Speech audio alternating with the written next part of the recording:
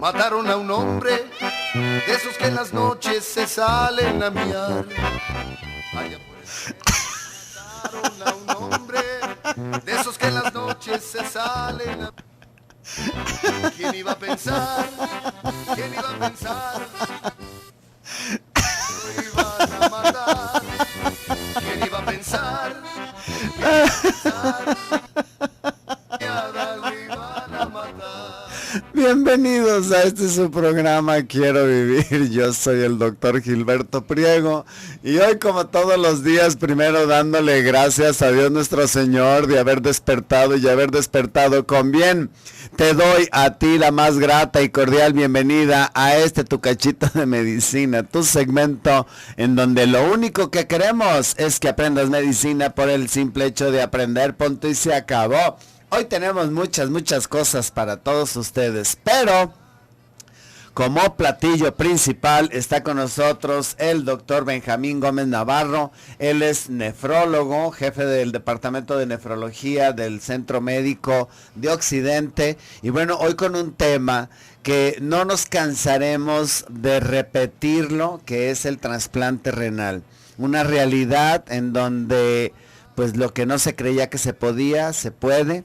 Pero sobre todo este programa va dedicado para que sepamos que a que se lo coman los gusanos, mejor tomar conciencia para donar nuestros órganos, sobre todo el de riñón, que es el que más, vamos a llamarle más, el protocolo o la cirugía es mucho más sencilla de realizar, llamémosle así, pero es el que más pacientes están esperando un riñón. Ojalá que sirva para tomar conciencia de que si tú no dispones ante tu familia de la donación de órganos, cuando tengas algún problema, y acuérdense, en la mañana salimos, nos persinamos, le damos gracias a Dios por despertar, pero nunca sabemos si vamos a llegar.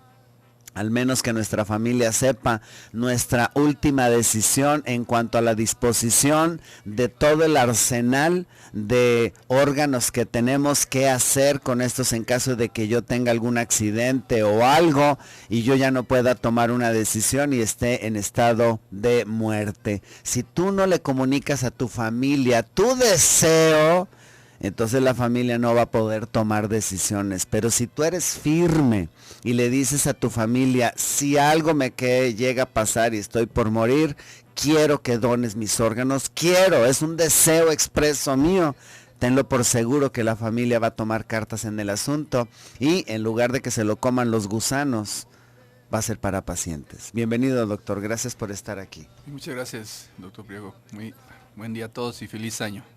¿Qué tal pasó el año, doctor? Platíquenos cómo fue la fiesta de Navidad con su familia. A ver, platíquenos. Es muy tranquila la reunión en la familia y afortunadamente mis padres todavía viven y nos la pasamos muy tranquilos y muy bien. Y una familiar. Así fue. ¿Qué cenaron, doctor? A ver, platíquenos. Pues un poquito de pierna y algo de chamorro. Ay, no manches, es lo que me encanta, que bueno, nos desfasamos ese día con cosas que son recetas familiares, a veces celosamente guardadas para esa temporada. Así es. ¿Verdad? O sea, no se hacen fácilmente durante el año, se hacen en esa fecha en específico, ¿verdad? Así es, efectivamente. Comentaba, doctor, en la entrada, y bueno, pues ya tuvo usted oportunidad de escuchar, sobre la necesidad de crear conciencia en la donación de órganos. A ver, platíquenos su punto de vista, que usted ve directamente el grave problema de espera de los pacientes que a veces no alcanzan a llegar. Las listas de espera de trasplante renal en el mundo, no solamente en México, no hay órganos para cubrir toda la necesidad de esos pacientes. No hay necesidad, o sea, es muchísimo más los enfermos que esperan órganos que los órganos que se pueden obtener. Entonces la lista de espera cada vez es enorme, cada vez hay mucho más enfermos. Un ejemplo es México, en la que existen cerca de 11,000 a 12,000 pacientes esperando un trasplante renal y solamente se hacen 700 trasplantes. Estamos hablando que muchísimos menos se quedan sin trasplantar, y eso no solamente sucede, sino el próximo año ya existen otros 1,000 más y así sucesivamente. Nunca podemos disminuir la lista de espera. Entonces faltan muchísimas más donaciones.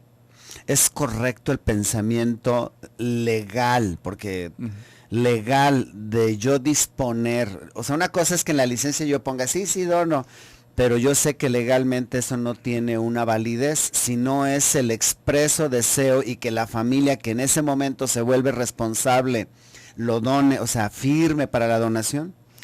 Existe el concepto de donación tácita, o sea, en la que toda persona que fallece y se dice que no niega la donación a alguien por ahí, se pueden tomar los órganos. Eso sucede en España y en México también está incluido. Sin embargo, siempre se respeta primeramente la decisión de la familia. O sea, eso es lo que sí existe. O sea, a pesar de que ya existe por ejemplo, una reforma para este aspecto, no se toman los órganos. Se le pide a la familia su decisión para tomar los órganos. Es por eso que se debe tener conciencia en familia, se debe de platicar en casa.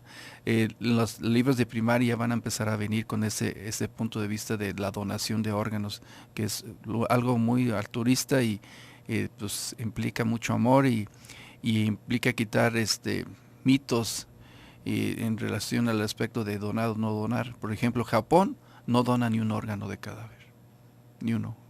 Por su tipo de religión, ese tipo de pensamiento, ellos no tienen donación por muerte encefálica. Y entonces se puede imaginar las listas de espera que ellos tienen. Entonces ellos buscan otras formas de donación de donador vivo que son mucho más difíciles de llevar a cabo.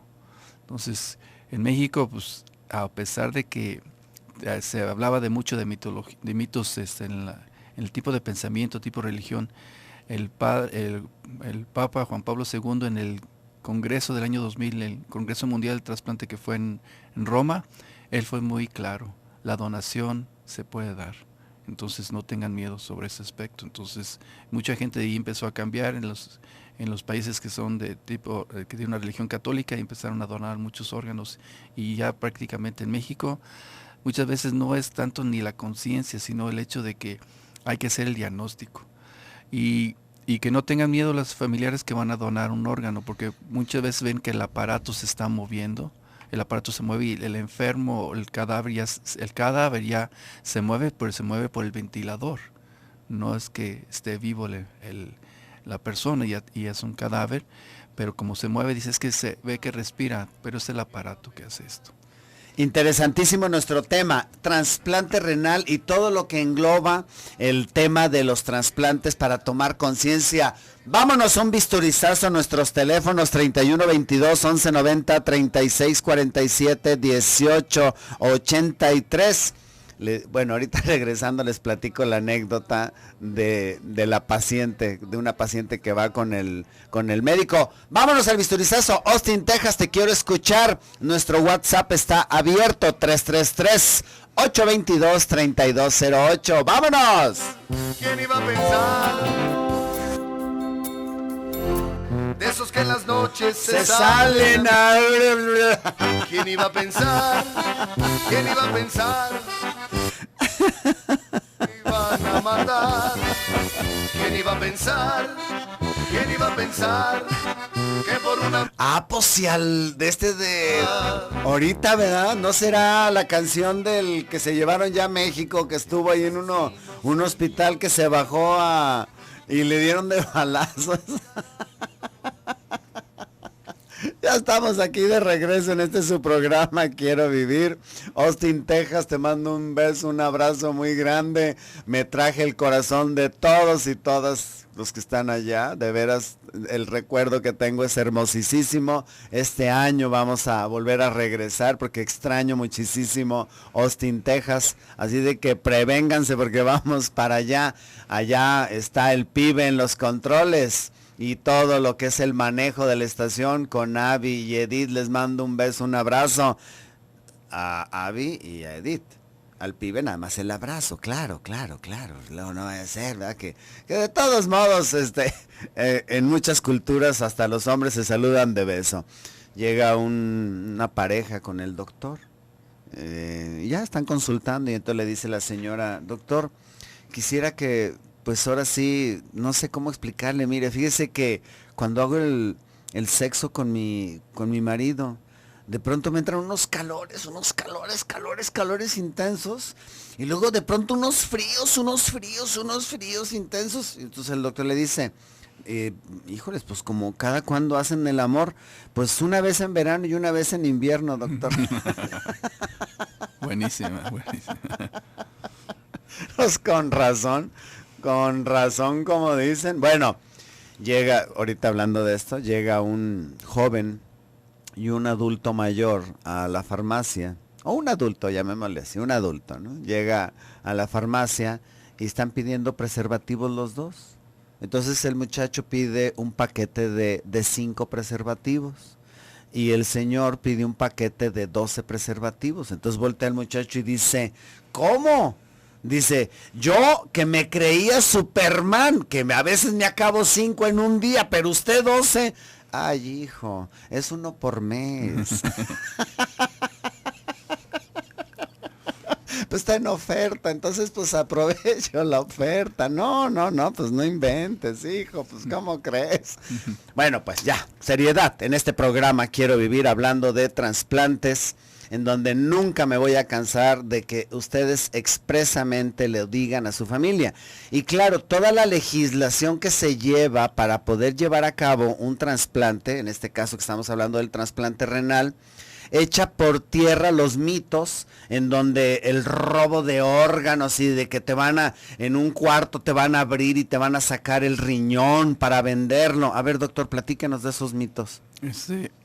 En cuanto a eso, es un hecho que es muy difícil llevar a trasplante ese tipo de que en un cuarto hagan todo, porque es un proceso de que tienen que tomar los órganos, que tiene que haber una transparencia al respecto y es muy difícil que diga entra por colecistectomía y salió por una nefrectomía para una donación. Entonces, o sea, como que entró para quitarle la vesícula y ya salió sin riñón. Así es, eso es muy difícil. O sea, esos hechos son así nomás de mitos o no realidades. Pero a veces, digo, ¿hasta dónde llega el mito en donde aguas? Porque en esta fiesta o en este bar le dieron una droga y luego se lo llevaron a un cuarto de un hotel y entonces ahí él dormido, con una droga dormido, le quitaron el riñón para venderlo y lo dejaron en una tina con hielo para que no se le hiciera nada a su cuerpecito. O sea, eso como que suena hasta irrisorio, ¿no? Sí, pero están en las películas y la gente se inclina a ese tipo de pensamientos, ¿no? Y no existe duda que en el mundo existe turismo de órganos, o sea, no existe duda que hay lugares donde existe más o lugares donde existe menos, no existe la duda. Por eso debe tener esta parte legislativa, debemos de tener siempre conciencia al respecto, pero no ese tipo de eventos, eso es totalmente fuera de lugar, pero de los otros sí, de que un país dice, vénganse, acá les damos órganos y hay gente que se va a trasplantar allá. Esto cada vez existe una reunión que se llama de Ámsterdam, donde se protege mucho lo de la donación. Hay muchísima gente involucrada en esto para la protección mundial de los que donan los órganos. Eso sí existe, o sea, eso no podemos negarlo. Sin embargo, cada vez es menos cuando cuando el gobierno influye directamente para evitar esto se modifica mucho, se disminuye mucho en esos países cuando se están dando ese tipo de eventos. Cuando estamos hablando específicamente de ahora sí, del trasplante de riñón, a mí en lo particular como cirujano, dentro de los órganos por trasplantar es el que técnicamente se me hace como más fácil de lograrlo, pero sé que esta es la parte más sencilla de un trasplante. ¿Cuál es el proceso que se lleva a cabo para un trasplante, ya sea de donador que va ahora sí a hacer que es cadáver, que nada más está respirando, o un donador familiar? Esto es una buena pregunta. Yo creo que nos regresemos a Alexis Carrel, que fue que recibió el premio Nobel en aquellos tiempos por lo de la anastomosis vascular, o sea, la unión de los vasos sanguíneos de un donador con el receptor, pero lo hizo a nivel experimental. Él decía que era difícil en esos tiempos, dice, pero en unos años próximos, y no se equivocó, va a ser una rutina el procedimiento quirúrgico. Entonces es mucho más fácil el trasplantar un riñón que trasplantar un hígado, que trasplantar un intestino, que trasplantar un páncreas, hasta mismo trasplantar un corazón, a pesar que el corazón tiene vasos sanguíneos muy grandes. Pero sin embargo, para que reinicie la actividad cardíaca, pues es un poco más difícil. Pero puede ser mucho más rápido si funciona exactamente bien. Los tiempos se acortan mucho. Entre más, como el corazón debe trasplantarse, prácticamente se quita y antes de 4 horas se debe de trasplantar. El hígado más o menos en ese mismo tiempo, pero el riñón puede durar hasta 12, 24 horas de que se quitan los órganos y se trasplanten, por decirlos de cadáver. En cambio, pues, el procedimiento es muy importante. El de cadáver, pues es una programación en la que influye mucho la familia, como se está platicando aquí, de la conciencia de la familia. Se debe detectar primero quién tiene un accidente vascular cerebral, un traumatismo craneoencefálico y ver si esa persona tiene muerte encefálica. Se hacen algunos estudios ya bien reconocidos y que están registrados y legislados. Ya que se hace el diagnóstico de muerte cerebral, se habla con la familia. Si ellos dicen adelante, el Ministerio Público también influye allí para que se dé la autorización y posteriormente se toma el proceso de pasar al cadáver, al quirófano y tomar los órganos. Todo con el debido respeto, porque sigue siendo una persona a pesar de que ya falleció. Posteriormente que se tienen estos órganos, se van tomando los órganos, primero es el corazón, cuando son donaciones multiorgánicas, corazón, pulmón, hígado, páncreas, riñón y al último se pueden tomar vasos sanguíneos, las córneas, hueso, todos los órganos que sean factibles de poder donar, hasta la piel. O sea, si se fijan, una persona puede donar hasta 9 órganos o tejidos. Entonces, mucha gente se puede beneficiar al respecto. Entonces, ya después de eso, pues ya se tienen los órganos.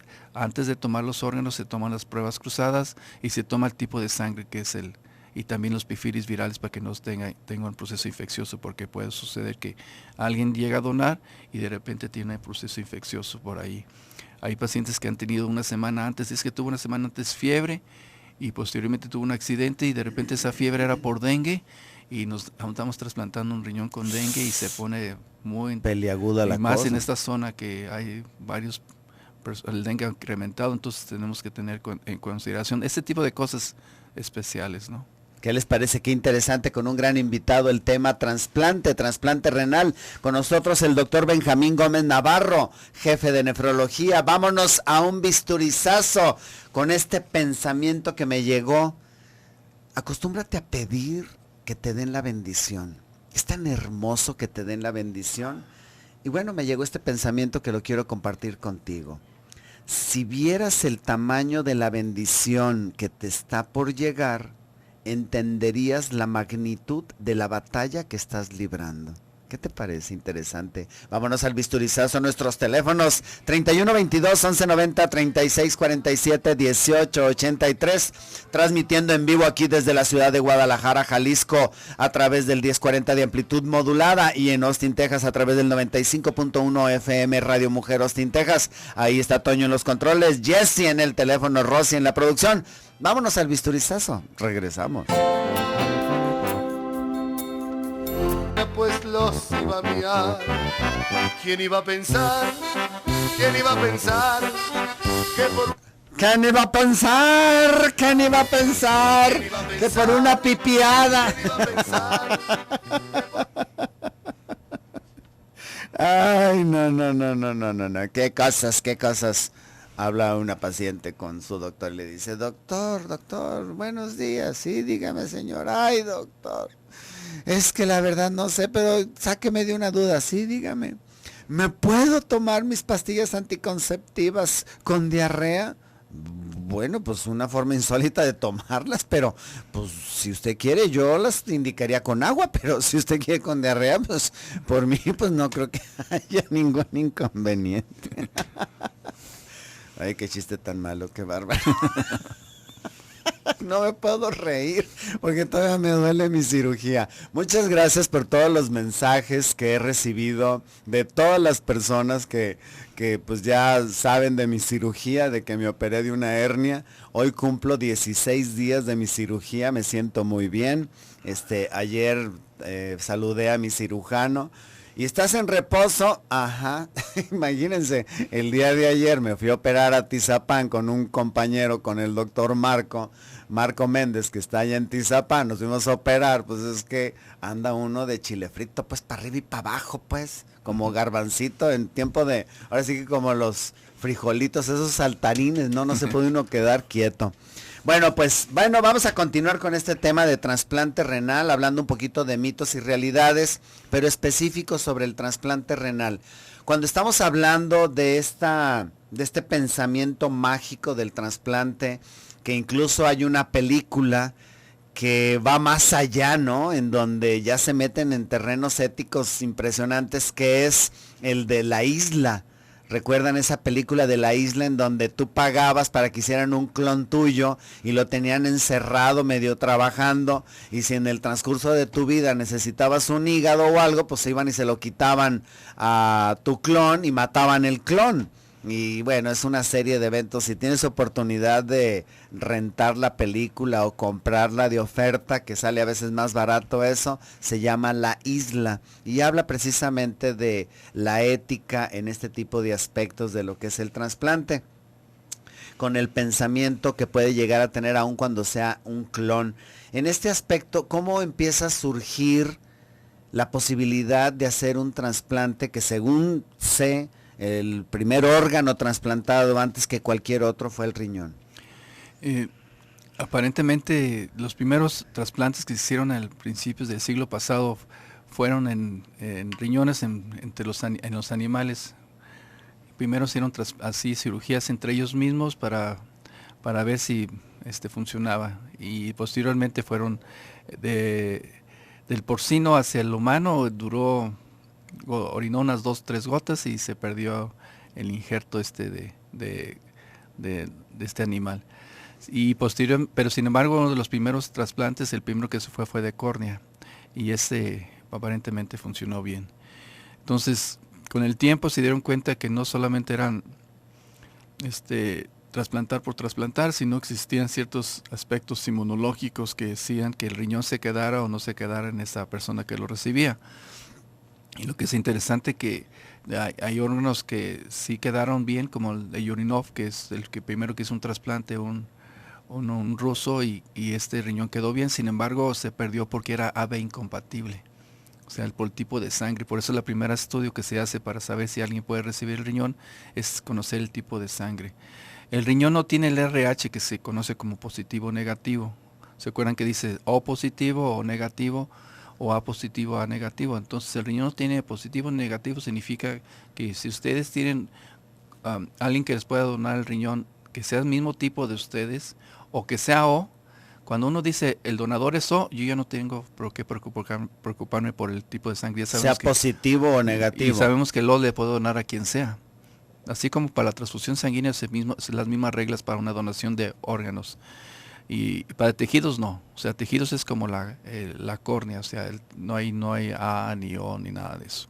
Pero sí es importante la parte que si el donador es O, entonces sabemos que inmediatamente sabemos que le puede donar quien sea. Y no se preocupe si es positivo o negativo, eso no es importante, porque no lo tienen estos órganos.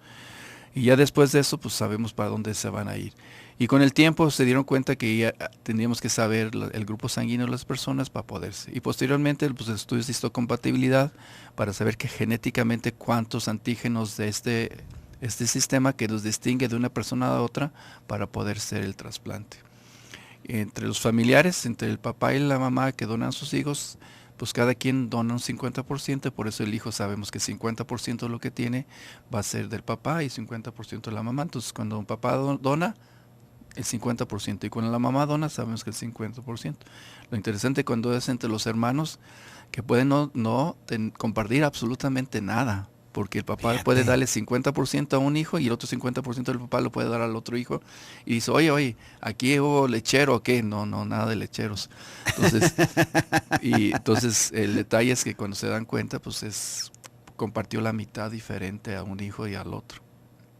que son ahora sí, muy individualista la inmunidad de cada ser. Así es. Yo de hecho acabo de tener un paciente en consulta que me llamó muchísimo la atención, en donde le pregunté dentro de su historia clínica, este es un hombre de 50 años, le pregunté en su historia clínica antecedentes de enfermos del corazón en su familia. Dice, sí, mi hermano gemelo hace 13 años tuvo un infarto fulminante. Ah, caray, dice doctor, y yo me fui inmediatamente a checar y me di cuenta que traía una presión de 230/150, que tenía ya aterosclerosis, que tenía medio tapadas las arterias del corazón, o sea, seguía yo. Claro. Y dices, híjoles, el aviso le tocó al hermano, y entonces ya puse en orden mi vida, y pues yo ahorita tengo 50 años, y a él le sigo pidiendo más vida a Dios, pero sentí como que también una parte mía se me murió, y de que mi hermano dio su vida para que yo me diera cuenta de lo que genéticamente me tenía de herencia, porque pues para ese rato tendría 37 años el hermano, ¿no? Sí, no es, generalmente cuando sucede eso, que son gemelos univitelinos, es posible que suceda eso. Tenemos unos pacientes que se trasplantaron. Es interesante que llegó el enfermo, dice, ¿sabe aquí que tengo un trasplante? Pero tengo un gemelo. Entonces el médico le dijo, excelente, pues tú no vas a ocupar ni inmunosupresión, no vas a ocupar nada, hace cuenta que va a ser el trasplante de 1954 entre los hermanos Henry, que no existía ninguna diferencia genética. Y cuando traen al hermano y le hacen estudios, ocupó primero diálisis el hermano que el enfermo. ¡Ay, jole! Y entonces eso, vean la genética. Y con el tiempo, con la inmunosupresión, los dos hicieron diabetes. Es interesante que con el tiempo los dos se fracturaron de la misma pierna. O sea, cosas así como de película, ¿no? O sea, pero es muy real lo que menciona. O sea, los gemelos univitelinos, o sea, de una sola placenta pueden tener, o sea, pues sí, cosas muy interesantes y que se exponen a los mismos antígenos, pueden desarrollar las mismas enfermedades. Qué increíble, qué bárbaro. Ahora, cuando estamos hablando de los mecanismos, ahora sí, técnicos para poder hacer un trasplante, es verdad que si yo entro en una lista de espera para un donador cadavérico es a nivel nacional, pero si yo llevo un familiar, ese familiar es nada más para mí y entonces puedo acelerar este proceso de trasplante. Sí, cuando es de donador vivo es diferente. En la lista de espera en México es dependiendo la fecha en que uno ingrese los papeles para poder ser un receptor de trasplante. Y en cuanto a donador vivo es llevar a un donador y puede ser familiar, que se le llama vivo relacionado, o vivo no relacionado, que puede ser la cuñada, otra persona que es un amigo, una amiga que le quiera donar, el compadre, la suegra o el yerno, y así de ese tipo ya no son vivos relacionados porque genéticamente no existe una relación. ¿Qué les parece? Qué interesante. Híjoles, algo le estás haciendo a ese reloj. Reloj, detén tu camino.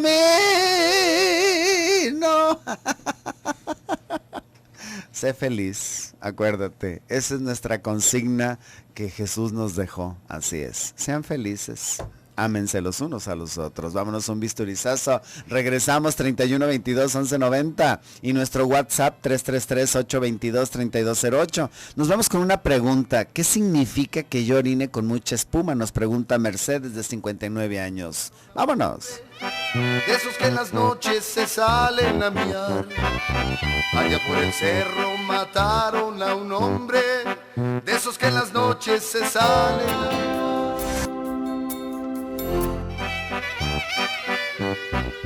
Y a los asesinos del Mión que mataron, ya los agarraron cagando por ahí.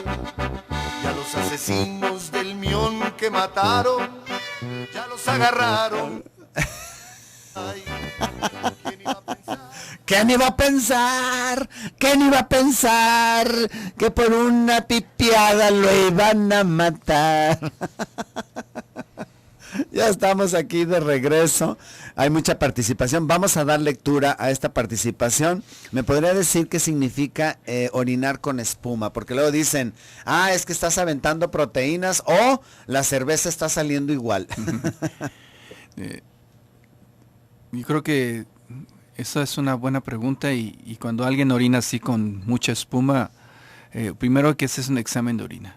Si el examen de orina no muestra proteínas, lo más seguro es que es por el tipo de alimentación que se llevó a cabo. O la distancia donde orino. En los hombres es más frecuente que hagan espuma, por eso los niños se suben a la silla y orina. Dice, era mamá, como los caballos, ¿verdad? La espuma ahí.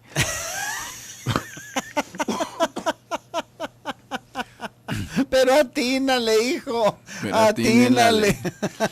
Y eso lo ve uno frecuentemente en las mujeres. Eso lo aprendí de mi madre cuando hacía pasteles y usaba las claras de huevo y las batía para el pastel y uno veía espuma. Y entonces eso es lo que, y si se fijan en la espuma, tiene como espacios como que fuera muy transparente y eso es la albúmina. Eso es la principal proteína que se puede tirar cuando alguien orina de esta manera.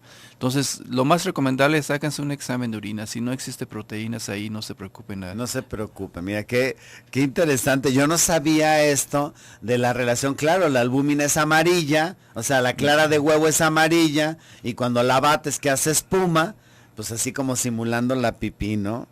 Doctores, les deseo que este año esté lleno de bendiciones. Hice el pastel de carne, quedó delicioso. ¡Bravo! Yo también hice mucho pastel de carne, la receta que me dejaron darles aquí. Muchas gracias por compartirla. Era de mi mamá. Digo, hay muchos pasteles de carne, yo lo sé, pero esta era de mi mamá con unos cositas extras que yo le agregué, como la zanahoria y cositas así. Me da mucho gusto. Quedó de pasarnos otra receta. La espero para elaborarla y gracias de nuevo. Pues vamos a pedirle al menos que me den chance una vez al mes. A la semana no creo que me dejen, pero una vez al mes, de vez en cuando darle una receta de mis inventos. Muchas gracias. Buen día, doctor Pliego me pusieron. Mi amiga la operaron el sábado, tenía obstrucción de intestinos por un divertículo. ¿Por qué no ha podido comer? Le duele el estómago. Bendiciones. Hay que ver si lo operaron el sábado, hoy es jueves, a veces los intestinos quedan muy lastimados y por eso no pueden comer. No que no puedan comer, no lo deben de hacer porque su intestino todavía no está trabajando en forma adecuada. Dale tiempo para que pueda rehabilitar su intestino. Mi sobrino le daba un dolor en el área renal. Se hizo amigo de una doctora del Seguro Social, la cual le aplicaba una ampolleta y le daba una pastilla y el dolor desaparecía. Esto fue varias veces. El 22 de diciembre ya no se le quitó el dolor y los médicos dijeron que se le tenía que hacer hemodiálisis. Estuvo en terapia y murió el 26 de diciembre a los 28 años. ¿Nos puede decir qué pasó? ¿Por qué en el seguro no dicen nada? Saludos, Yasmín. Es posible que un paciente, más bien no diagnosticó esta doctora lo que tenía la falla renal, ¿no? No tanto el dar el medicamento. Sí, yo creo que no fue el tratamiento, sino el estado grave del enfermo, que recuerden que ya hemos hablado de este tema cuando hablamos de enfermedad renal crónica hace un mes con el doctor Pliego, que hablábamos de que esta es la enfermedad de las más silenciosas que existen, que nosotros tenemos de cada 8 jóvenes que llegan con el nefrólogo, ocupan diálisis ese mismo día. Entonces él es de este tipo de casos, de que ese mismo día que llega, ocupan diálisis. Y a lo mejor ya estaba enfermos de hace mucho tiempo, y como no hacemos medicina preventiva en México, no mandamos a nuestros hijos o a nuestros familiares un examen de orina cada 6 meses o cada año, como se está haciendo en muchas partes del mundo para prevenir esta enfermedad, pues nos damos cuenta ese mismo día que ya van a ocupar un diálisis. Trasplante no se puede hacer porque pues, es un proceso, pero diálisis ocupan ese día, y generalmente el entrar a diálisis ya es un factor de riesgo porque no se hizo de manera programada, no se hizo de manera que ya sabíamos el diagnóstico y vamos a través de los meses acomodando la familia y el familiar o el paciente para que esté preparado para el procedimiento. Entonces eso puede suceder. Yo creo que llegó muy grave y algo más tenía ahí el enfermo para que esto sucediera. Y yo tengo la mala experiencia de un paciente que me llegó, yo lo vi muy mal, muy mal, joven, como de 24 años, le mandé a hacer un chequeo general y me encontré con una urea de 400 y una creatinina de 18 y es que esto es como incompatible casi con la vida. Le digo, necesitas una atención urgente y me dice la esposa, doctor, traigo los exámenes de hace 2 meses que nos dijo un doctor que no servían porque no podía andar caminando. Y ya desde 2 meses atrás la urea estaba como en 350 y la creatinina en 15. Y un médico general le dijo, no hagas caso de estos exámenes, no sirven porque si no, no estarías caminando. Entonces, el mensaje de esto sería, si vas con un doctor, no te hace, tú sientes que algo no está bien, vete con otro y ve a un servicio en donde te hagan una buena valoración. Está permitido dentro de los derechos de los pacientes una segunda opinión. Y una forma de calificar a un médico que te está tratando es esa precisamente. A un médico que es un médico que sabe lo que está haciendo, tú le dices, quiero una segunda opinión, te va a dar todas las facilidades para hacerla, te va a poner una sola condición, que es la que yo les pongo a mis pacientes cuando de vez en cuando me dicen, quiero una segunda opinión, ve con un especialista de mi mismo nivel académico que yo. No se vale que de un área de gastro vayan con un primo neurólogo, por ejemplo, o sea, no se vale. Entonces, igual aquí, ¿o no, doctor? Creo que esa es una pregunta, es una respuesta muy adecuada. Dice el doctor Francisco Esquivel, el médico ayuda con lo que sabe, no con lo que ignora. Y todavía más, si el médico reconoce que ignora, ya es una gran ventaja, porque él te va a mandar con alguien que sí sabe. Fíjense que he dicho tan lleno de sabiduría. A ver, lo volvemos a repetir, doctor. El médico ayuda con lo que sabe, no con lo que ignora. Y si reconoce que ignora, ya es una gran ventaja, porque hay muchos médicos que dicen, como esa persona dice, no, yo creo que está equivocado el estudio. Ahí no aceptó su ignorancia. Tiene que haberlo enviado con otra persona. Entonces, el enviarlo con otra persona, y él dice, ¿sabes qué? Vete con un especialista porque esto está enfermo del riñón, o este tiene enfermedad de la anemia, o este tiene enfermedad de tubo digestivo. Te manda con el que más o menos es el área que se debe reconocer, y con eso es muchísima la ventaja. Entonces ya das un paso enorme para llegar a tu diagnóstico. Este joven que les estoy platicando es un caso real de su mamá radio escucha. A lo mejor nos está escuchando, digo, repitiendo la misma palabra, me está escuchando, y ella fue la que me lo mandó. A ella le consta, se le mandaron pedir algunos estudios él tenía aseguranza en el IMSS, y mientras se iba yo le dije, vete inmediatamente al seguro, o sea, porque esto no es barato, además no es barato, doctor. Es muy costoso el primer procedimiento, diálisis. Si el paciente está muy grave, puede llegar hasta la terapia, no te puede salir menos de 50,000, 60,000, 70,000 pesos. Entonces, para que por favor pongan atención en lo que está pasando. Buen día. Una pregunta, ¿cuántos órganos se pueden donar de una persona fallecida? De antemano, gracias, desde Austin, Texas. Pues habíamos platicado como de 9 órganos, 2 pulmones, el hígado puede ser hasta en 2 partes, son 4, 2 riñones son 6, piel, intestino, páncreas, córneas, 2 córneas, o sea, le podemos seguir. Y pues como les digo, a que se lo coman los gusanos, no, pues mejor nosotros. O sea, en cuanto a médicos para poder hacer los trasplantes. Que tenga buen día, Doc. A Alma Cermeño, Alma, te mando un abrazo, gracias. Buen día, doctor Prieto. Pliego, prieto, briago, griego, friego. Bueno. Eso sí que me cambian el apellido. Feliz año para todos ustedes. Tengo una duda. ¿Qué estudio debo de hacerme para saber por qué me sale tanto flujo nasal? Yo parezco hombre con tanto moco. Hombre, con tanto moco, me estoy sonando a cada rato, hasta porque tomo agua estoy moqueando y no se diga cuando como chicle. ¿Esto es normal o qué debo de hacer? Muchas gracias. Yo creo que esto va por un lado de un problema alérgico, para que pongas mucha atención. Como ya terminamos el Maratón Guadalupe Reyes, ¿qué tal si iniciamos el San Valentín 10 de mayo y lo nombramos el Maratón Vale Madres? Su teléfono, doctor, por favor. Bueno, es que estoy leyendo tal cual. Yo no tengo la culpa. Es el 157-6068. Muchas gracias, doctor. Gracias por acompañarnos y estar aquí con nosotros. El tiempo se nos fue. Gracias. El tiempo se nos fue rapidísimo. No me queda más que decir gracias. Ahí estuvo el buen Toño en los controles, Jessy en el teléfono, Rosy en la producción, un servidor Gilberto aquí en la conducción. Recuerda, si tu médico te prohíbe el café o el chile, no le hagas tanto caso, que no hay evidencia científica de que hace daño. Pero si tu médico no cree en Dios, te pregunto, ¿qué estás haciendo ahí? Cambia de médico. Yo soy Gilberto Priego. Nos escuchamos mañana con Cheli. Que Dios los bendiga. ¿Quién iba a pensar?